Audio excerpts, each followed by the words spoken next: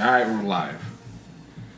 Kitchen Table Live? Podcast. Well, we're as live as we're ever going to be. Are they listening to us talk right now? Yes. The other voices inside your head.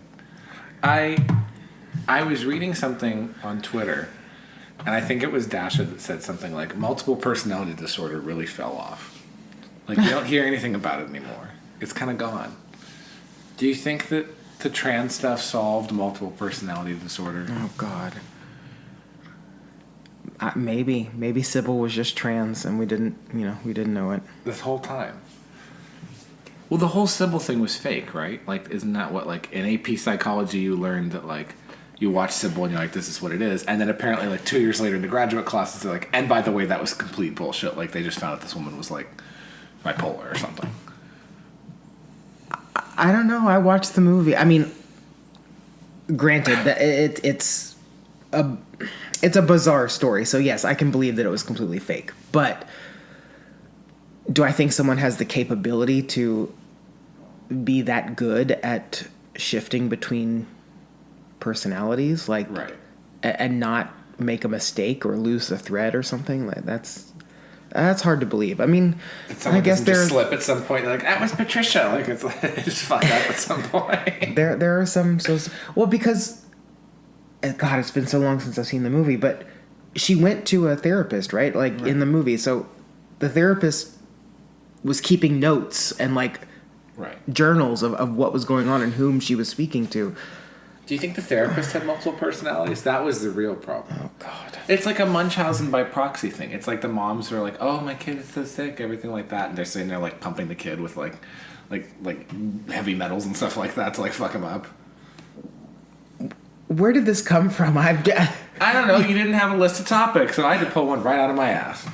As Speaking always. of pulling things out of your ass, Steely Dan himself, Sam Brinton. Oh, I thought you were going to make fun of the politician who called Mayor Pete butt plug. We'll get to butt plug later, but Sam Brinton, who I think was arrested and is now facing charges for stealing a suitcase in Minneapolis. Was he actually arrested? Was it actually arrested? I think in Vegas, because he stole from from Minneapolis Airport, Right. Minneapolis St. Paul, and was caught on camera. And then the police contacted, and he was like, "Oh, I'm sorry, it was a mistake." And they're like, "Why didn't you just return the suitcase if it was a mistake?" "I was embarrassed. I thought you'd think that I stole it." Right. And then in Vegas was actually caught on camera when like stealing stuff, like not accidentally, like actually picking up a suitcase that was not his and putting his own luggage tag on it to make it look like it was his. So that goes like 8 layers beyond a mistake. I'm sorry. It was a mistake. It was clearly mine, but it just didn't have my tag on it. So I happened to have an extra tag in my carry-on when I did not book a. Well, that was the other thing too. He didn't check a bag. So how could you think it's yours if you just bring a carry-on? Which, by the way, this should call into question all of those, like, do-it-yourself kiosks where people can just go, like, print off, you know, like, extra bag tickets and tags. I mean, you gotta keep people in check. You gotta have people watching that shit. Well, I love that. You know, after the second time, I was like, okay, this is clearly a pattern. Like, this was not an accident. And now there's His birth was an accident. Well, but now on Twitter, there's this woman who's a fashion designer of Tanzanian descent who was going through Houston Airport and recognized some of the items that Sam Brinton was wearing in public photos because she is a fashion designer. She makes her own clothes, and they're one of a kind. And Sam Brinton's wearing the same exact one of a kind tops and necklaces and everything that's this woman's clothes. And I'm laughing because This is alleged. It's not, proven, but... I think it's proven because she's like, this is a cape that I made myself. And here's a picture Here's a of it, picture of yeah. him wearing a one-of-a-kind cape that I made myself. But again, she's not proving that it's one of a kind. But, if we take her word for it, then yes, Right. You're absolutely right. Right. So it's all it's all adding up. But the thing that you and I were talking about in the car was, what if he stole the wrong woman's clothes? So how many women in the United States have had their luggage stolen by this man, and he stole something that just wasn't quite his size, and then just got thrown out or something? Like, at least if your luggage is stolen, there's that place in like Arkansas or something you can go to that's like the stolen luggage depot. But no, Sam Brinton was just like, no, I'm putting it all on. But I wonder how much the airlines have been cost by this. How much this guy has cost the airlines. Well, how much did they give for a bag how much did they give for a bag that was late? How much did United give you for the bag that was like catastrophically late? Well, it wasn't just that. It was the bag plus the, being maltreated and all the other stuff that went wrong that night. But I got a $250 voucher. Okay. So if a bag is stolen or it comes up missing, you can't say there was a one of kind Hermes bag in there. I need 150,000. Like, they won't let you do that. There's like a limit, but I think it's like what, 2,000, 2,500 plus the cost. It's something like that. I don't know. Plus the cost of the bag. But like you said, how many have airlines been unwittingly paying out tens of thousands of dollars a year because Sam Brinton didn't have the time to go shopping? Is it time or is it? I mean, like you said, it's like a kink or something. I mean, he had so many fucking kinks. Like, why is stealing? But why not just steal like a normal person at a store? What is it with it? With it has to be a suitcase? Because I think I think he just thought it would be a foolproof method because like people don't keep track of that stuff. Yeah. And well, obviously it had to work once. Well, no, and rightly so. He probably got away with it quite a few times before someone finally wised up and was like, something's not like he slipped up. But the thing that I don't understand is, because no one's watching that footage unless they absolutely have to. But you go to Gap, you steal something that's lost protection. There's 18,000 other sweaters that look exactly like that. But if you steal someone's suitcase, there could be priceless, like, irreplaceable personal items. Like, someone's wedding ring could be in there. Like, things that really matter to somebody, enough for them to take them on a trip.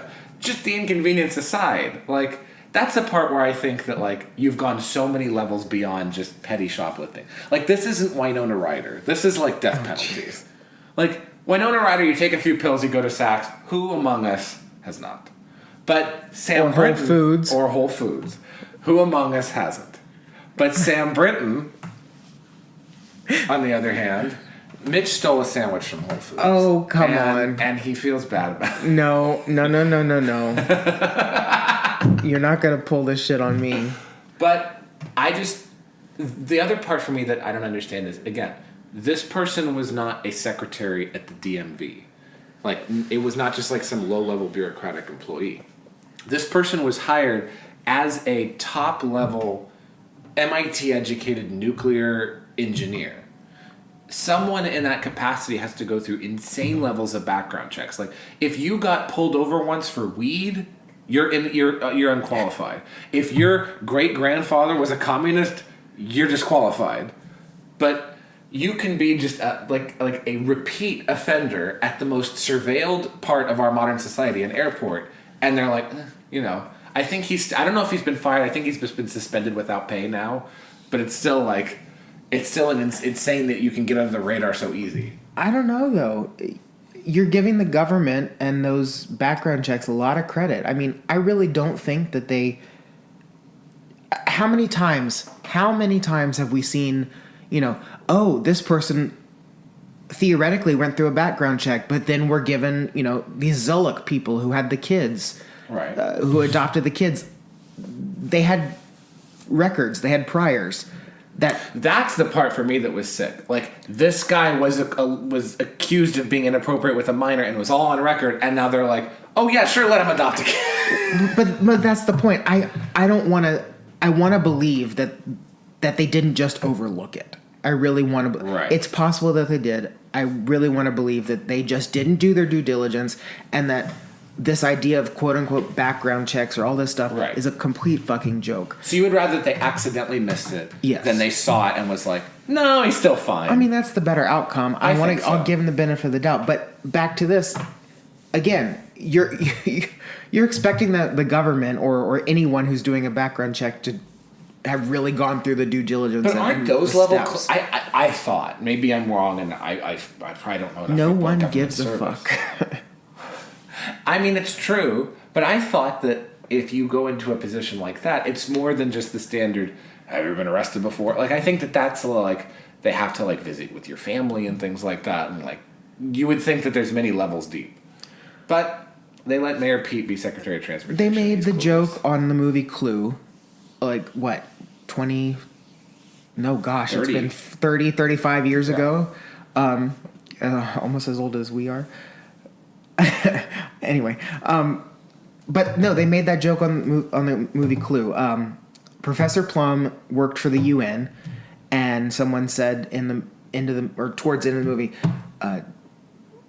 how do you think it would affect your job at the UN if you were implicated in like 12 people's murder? He said, you don't know what kind of people they have at the UN. I'll probably go up in their estimation. Like, That's true. it's a joke, but it's true. And this government, you steal shit, they're like, attaboy. Like, you do wrong things and the government rewards you. No So one gets punished If he had anymore. kept doing this, I think for a few more years, and never got actually caught by the police.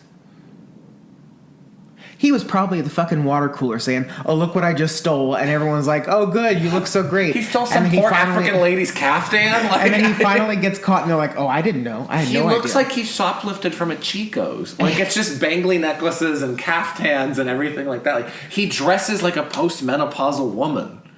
Well, If you're gonna maybe do the he identifies as one. What do you want from me?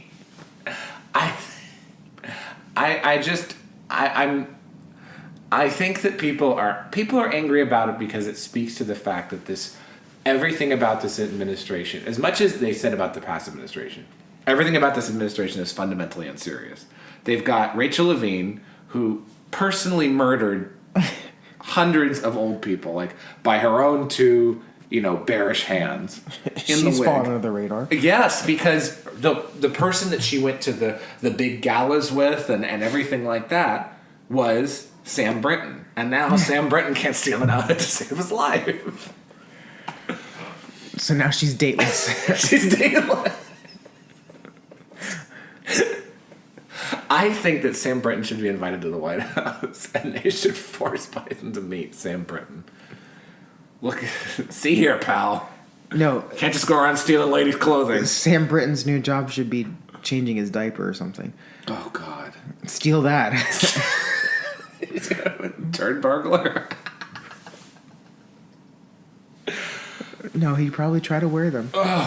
Speaking of turd burglars, there actually is something I wanted to mention that there's a meme that's been going around Twitter, and I drafted it into a tweet, and I haven't posted it yet, so I'm going to pull up my drafts, but it's hard to describe a video. It's a video of Lois from Family Guy getting pelted with, like, a bunch of kids, like, throwing shit at her. I've seen that And it going says, around. the tweet was from December 2021, but it started coming around again.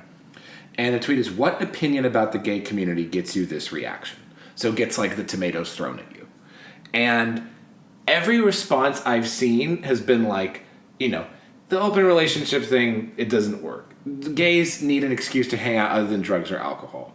The, having a bunch of, taking PrEP as an excuse to avoid, wearing a condom is not a smart move. Like a bunch of things that, in every single one of these, people are basically advocating some form of personal responsibility, and the people responding to them are gay. So it's people who are gay responding to this and saying, hey, in this community, I would be shamed for saying, hey, I really don't like sleeping around that much. I would be shamed for saying, I think that PrEP has led to an incidence of other venereal diseases because people are taking less precautions. And so it's fascinating to me that, like, what they're basically saying is an unpopular opinion in the gay community is some form of personal responsibility. I haven't been paying too much attention, obviously, because my Twitter And on escapades. Twitter. But I'm noticing among gays who I think would even otherwise be considered leftist. Right. But they're like, hey, I'm noticing that these people are all saying this, and if I say something that slightly deviates from this, I get in trouble. Right, so it proves my collective illusion idea of they buy into this and they say the they say the tropes that they're forced to say, even if they don't actually believe them, because they think I'll get in trouble if I don't.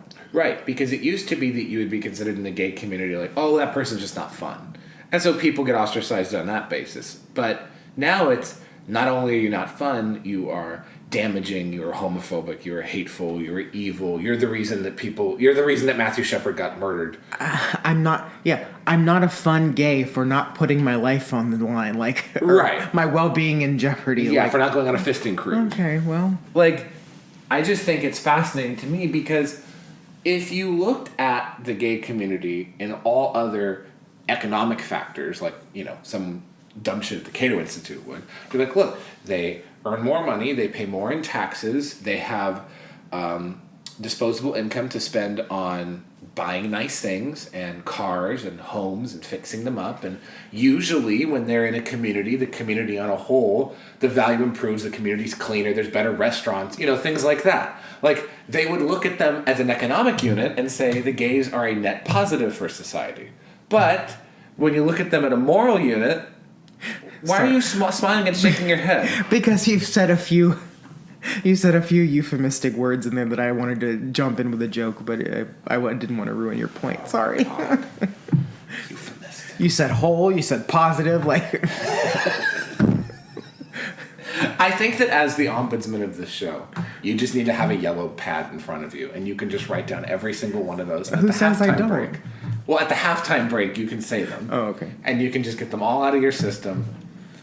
Oh, so I have to do that, but you don't have to keep your stupid jokes in check? No, because mine are great, and they're in line with the conversation. Mine was in line with the conversation. So, talking about gays and their holes and being positive. But if you looked at gays as an economic unit, they're an economic net positive. But on a societal unit, they, on the other half, are recklessly irresponsible. The ways that they take their lives into their hands is fascinating to me. Maybe the youngest generation that's coming up now is not like that, because I think that gays did this sort of you only live once thing because they were like, well, I might only live once. I might only live to 50. I'll get it out of my system. But the gays growing up now, they're as bland as straight people are. There's nothing, they're going to live a normal, full life. They don't have to worry about HIV, they don't have to worry about all these other things. So, will they be as irresponsible? Okay, by the way, and you lead directly into this, I don't know if you've seen, we haven't talked about this, so I don't know if you've seen this. It seems that PrEP is basically becoming just like birth control. So, birth control started out as, women had to take it every day, one pill every day. Right. That's how PrEP started. PrEP is now moving into that next phase of just like birth control. You get something put in you or injected into you, and you don't have to take it. It gives you the dose by itself or however those things work, But you don't actually have to remember to take something every day. It's just there. It's protecting you, quote unquote, protecting you. Because there'd be people who would take it I forgot to take it 2 days ago. I should take it, and I just take it now, and it doesn't really do anything at that point. But Right. So now these people who might get these PrEP Nuva rings, whatever you want to call them, you know what I'm talking about. No, these PrEP implant things that give off the medication for you. That's what I'm saying. They're making them now. Okay. They're about to put them on the market. That's going to really skyrocket things like you said, other venereal diseases, like gonorrhea and stuff like that. Because things that were on the way out are already coming back. Right. Because of with that. a vengeance. And it's not like a correlation implies causation. It literally, it's not like, people are having sex more. It's not even that. It's people were doing riskier acts because the one thing that nobody wanted to get, for the most part, I don't know about Sam Britton, but the one thing that nobody wanted to get was HIV. And now that the most dangerous one is covered, now it's we'll let the rest go. If there was a PrEP for chlamydia, on the other hand, which is non-fatal, I don't think you would have seen the same reaction. But hold on, these people don't understand how science works, because if this goes rampant and those diseases come back with a vengeance like they are, they're going to become antibacterial resistant, right. or the pills aren't going to work anymore. Yeah. And for some strains that's already happening. Right, exactly. And you're going to have to find that's how science works. That's how evolution works of these illnesses and diseases. So they don't realize that could actually be bringing about more death from a different disease. Like Right. the next HIV is coming. But could you imagine? Well, that was what people were afraid that monkeypox would be. And you saw how quickly the gays wanted a vaccine. And I know the meme has been going around, and unfortunately it's true. As soon as they found that kids and dogs were getting monkeypox, you never heard about it again. But it was something that, I mean, I don't know. It was something that people like mobilized as if it was a war effort. Like, oh, I gotta get my shot. I gotta go get in line and get my shot. People were in line on Grindr getting their shots, even though you have to wait a few days. We've talked that point. I know we have, but that was like a good test run, because again, when that thing actually happens, not a matter of if, but when that thing actually happens, then what? Also, those diseases were caught and spread and treated so much in the straight community, but now that straight people, this is numbers wise, are not hooking up in the quantities that they used to, or as early as they used to, those diseases have mostly fallen by the wayside in that community. Like, it was a running gag on sitcoms and movies in the 70s and the 80s. That, oh, better have a little lice comb for crabs and things like that. But no one talks about that anymore. Like, I was about to say, you don't hear crabs anymore. you don't hear crabs anymore. The crabs are gone. And I don't mean Dungeness. The crabs are gone, folks. The crabs are gone. Where'd the crabs go? I don't know. The other topic you wanted to talk about, because we actually were having a really good conversation about this, is Drag Race.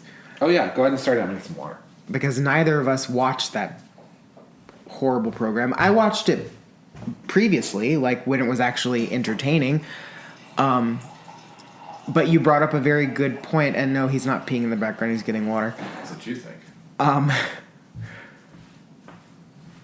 But you brought up a good point of some of those old seasons, you know, it was actually men, right? It was actually like...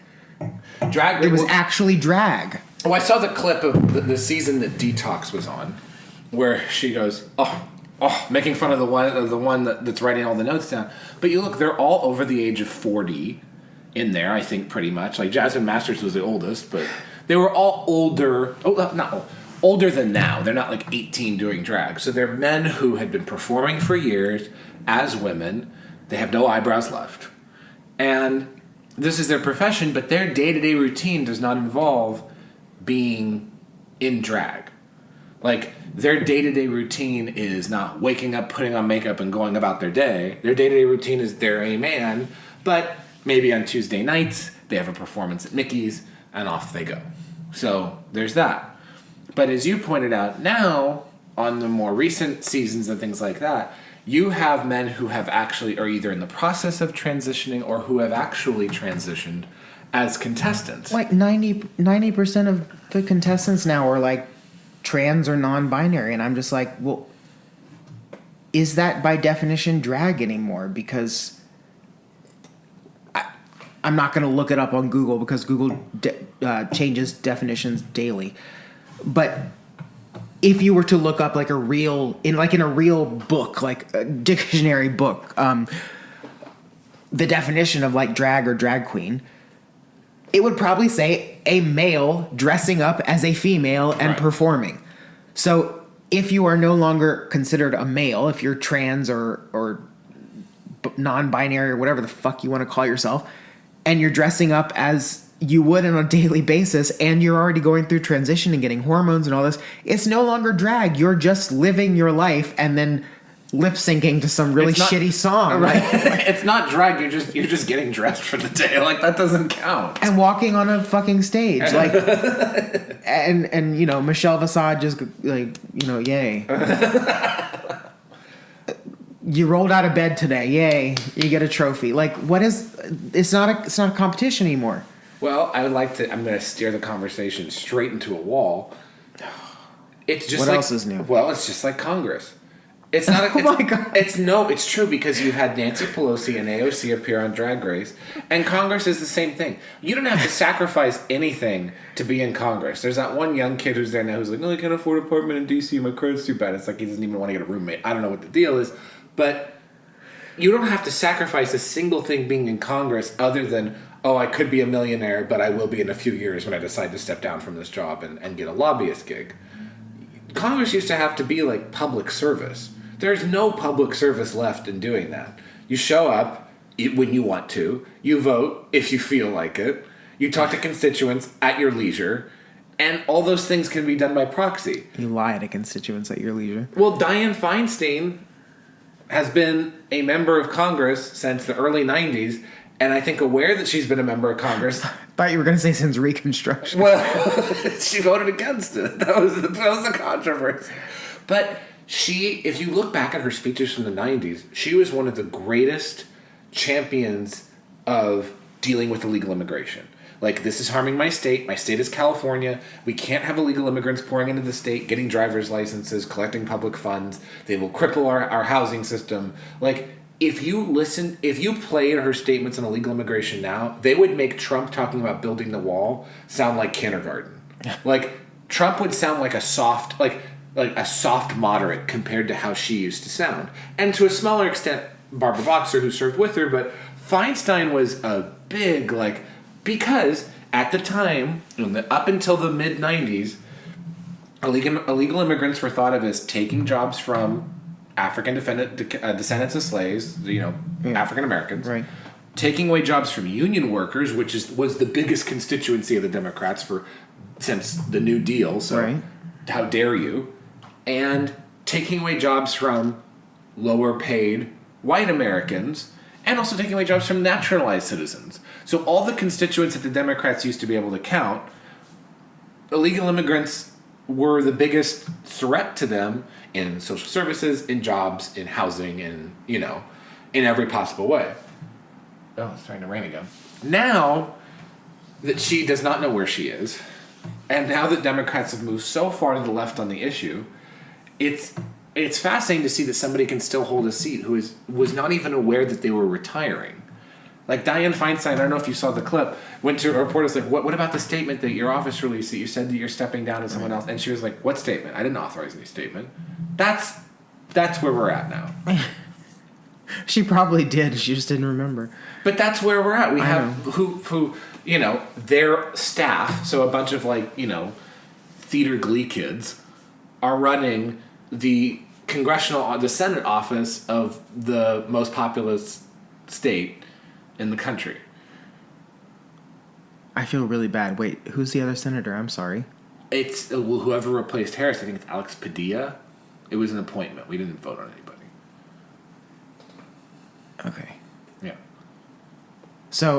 And now, your friend Katie Porter and your friend Pencil Dot Neck Marie Adam Jones. Schiff, your friend Pencil Neck Adam Schiff are running to replace Dianne. Oh, and Barbara Lee, who's crazy, are running to replace Dianne Feinstein based on Katie Porter's like, I'm a progressive woman, and Adam Schiff's like, I stood up to Trump, and Barbara Lee's like, I'm a black woman, and so that's literally that's their campaigns in a nutshell, and they're running to replace Dianne Feinstein, who is not aware that she's stepping down at the end of the term, Right. which is in over a year and a half, by the way.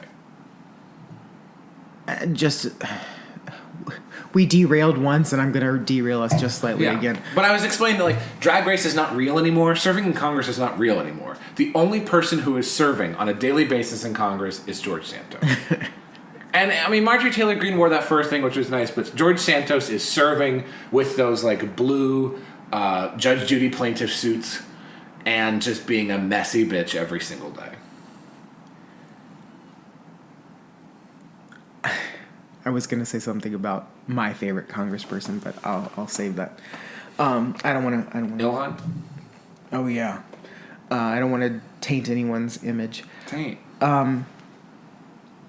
No, but I don't. Again, I don't want to derail us, but I want to get your opinion just really quickly before we kind of close out here.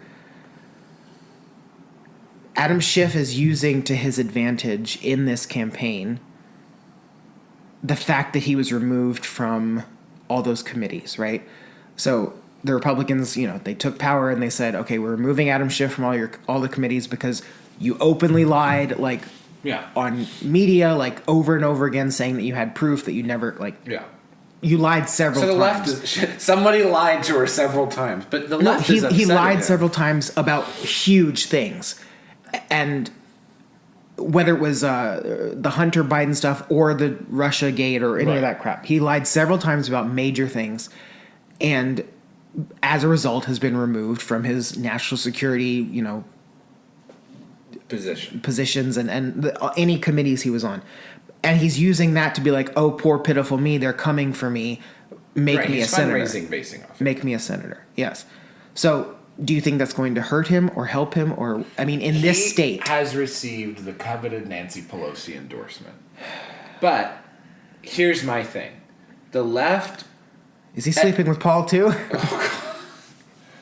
the left is more mad at their own, and that's all the Twitter grifters, but that's representative of a constituency. It might not be a big one, but of a constituency.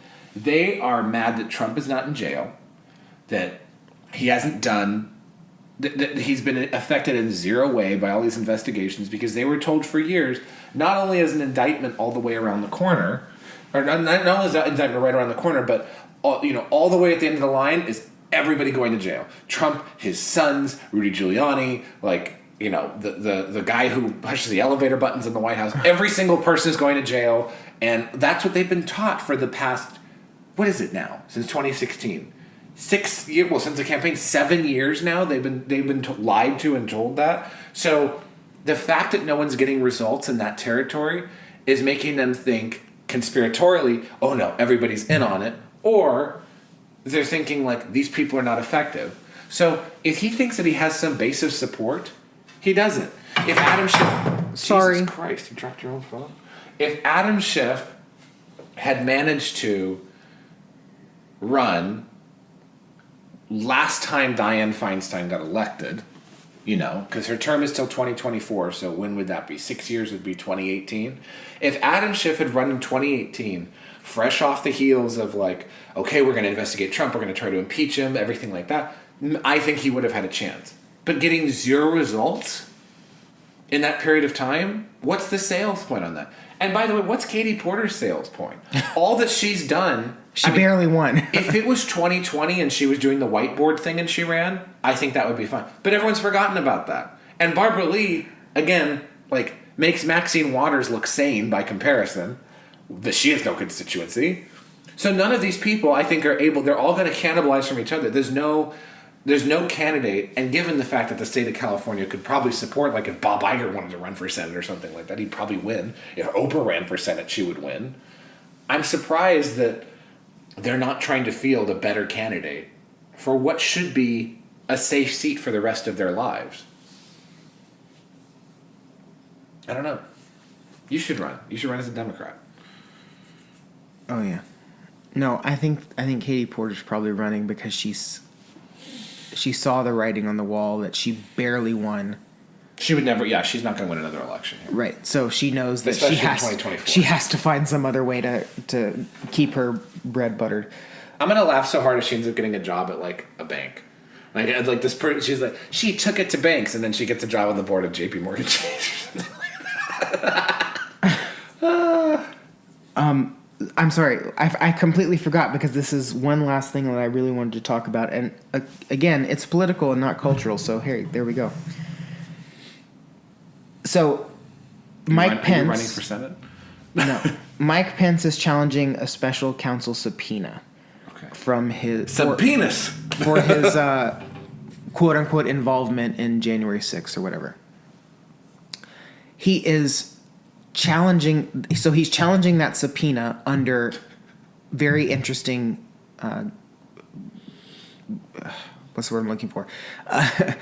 Stipulations, I guess. So everyone assumed he would invoke some kind of executive privilege. But he's not. He's invoking his right to, and now I'm going to get it wrong, I'm sorry. So there's a clause written in law for Congress people, the right to debate and You can look it up, but basically the right to debate, the right to speak freely as a congressperson, basically is what Right. what this law stipulates.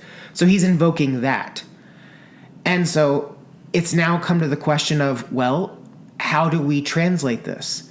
Because theoretically, is the vice president a congressperson because he or she has a vote if the tie is there in the Senate?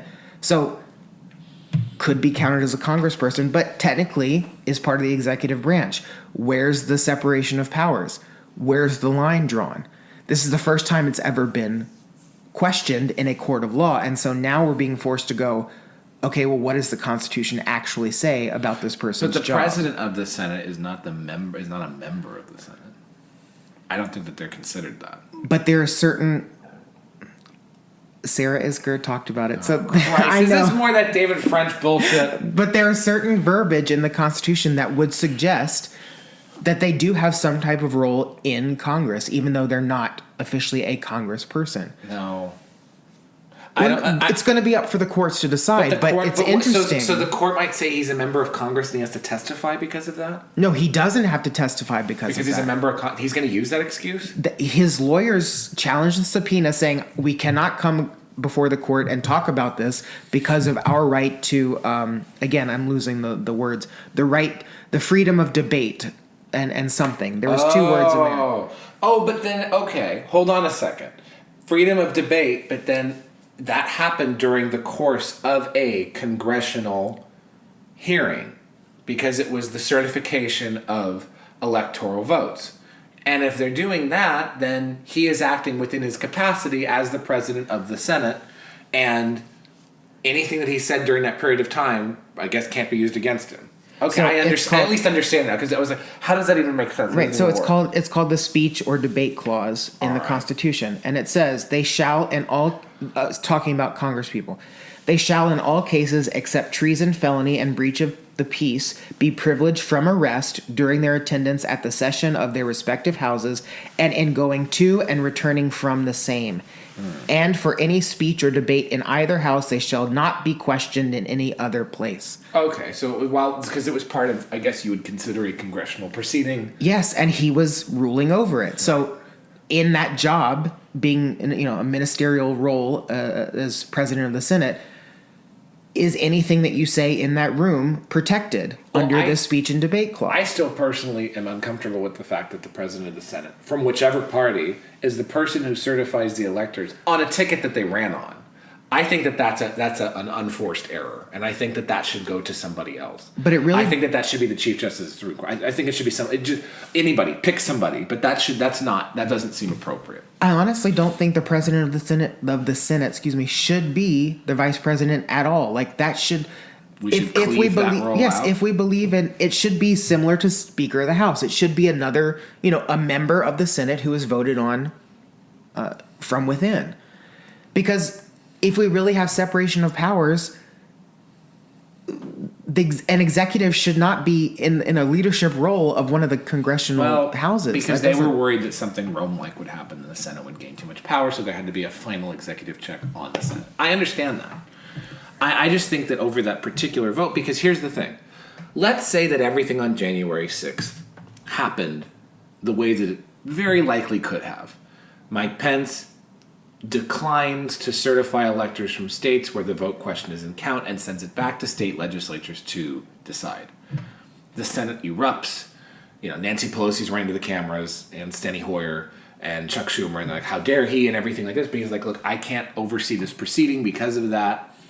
He would probably face some kind of impeachment or some kind of, the cabinet would invoke some kind of amendment, 25th Amendment, and which I don't know if that applies to the vice president in that capacity, but they might. And the other thing I could see being raised is they're going to say something like that. They're going to say, well, you can't decide on this anymore because it's deciding your electoral votes. So he would probably have that role stripped from him, or there would be an attempt to do that. I know that, given had that day gone slightly to the left, and you would have had some kind of question about the electoral votes from those states. Now, if it would have gone back to those states, and then the state legislatures would have sent the slate of electors anyway, then it probably would have been removed. But That's a very dicey situation. I think that it would have satisfied a lot more people's curiosity if it had gone to the States, and we could have at least had a better understanding, regardless of outcome. But unfortunately, they made the choice that they decided to make, which was stupid. I think it's an interesting legal position to take for his lawyers to say we're invoking the speech and debate clause rather than executive privilege, because now we're forcing the courts to have to decide this, and I guarantee you whatever any lower court says, it's going to go up to the Supreme Court, who will then have to decide how is the Constitution really to be interpreted here, Right. because this has never happened before. Right. I just think it's interesting. It's historic. It's history in the making, if potentially. Just like it was history in the making. This entire January 6th thing, forced Congress to reform the Electoral Count Act, and which they have done. This actually might further force them to redefine some of those other roles of should the vice president be actually president of the Senate? I don't know. That is interesting. But no vice president would forcibly give that up, because that's in an otherwise thankless and right. What else? role. What else do they do? What the fuck else do they have left? What are you gonna do? If you're vice president, you just go on Drag Race. There's nothing else left. That might be a competition you can actually win. Anyway, well, it's interesting for. I don't think that there should be a vice president at all. Oh God, let's not go there. Why? Well, that could open up a can of worms for more discussion, and we don't have time for that. Well, I think that could be a much more interesting thing. The president serves, there's a cabinet, move it along. A vice president's job is kind of useless. Well, would that mean that the Speaker of the House would become, if the president were to No, die I would move or the succession order to somebody as a member of the cabinet and then the Speaker of the House. Well, So Nancy can't take out two people on her climb towards relevance. Anyway, what do we say to the nice folks at home? Lock don't your know if luggage. they're home. Keep your luggage away from Sam Brennan. yeah, and go fuck yourselves.